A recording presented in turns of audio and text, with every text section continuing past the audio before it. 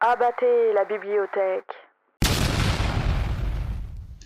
Aujourd'hui, je vais tester Telle mère, telle fille de Jen Sigaloff. Alors, de ce que j'ai vu, les chapitres sont gigantesques. Donc, je vais au moins tester les genre entre 5 et 10 pages. Bon, celui-ci, je vais m'en séparer. À la base, je l'avais acheté parce que je trouvais ça intéressant d'explorer les relations mère-fille quand une mère se retrouve à revivre avec sa fille.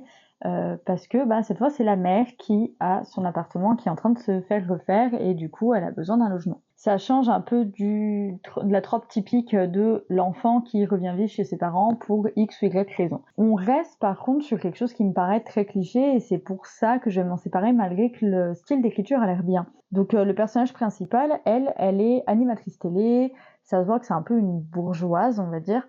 En tout cas, elle est pas du tout dans la pauvreté et elle a divorcé il y a quelques temps après à peine moins de 3 ans de mariage. Et en fait, elle a divorcé parce que son mari, au final, est homosexuel. Bon, après, ils se sont mariés à Las Vegas. Elle était en bikini blanc, offert du coup par son ex, exprès pour l'épouser à Vegas. En fait, je trouve qu'il y a potentiellement des choses très intéressantes dans le livre, mais aussi on est dans un énorme cliché. Et en même temps, je vois qu'il date de 2007, c'est un harlequin.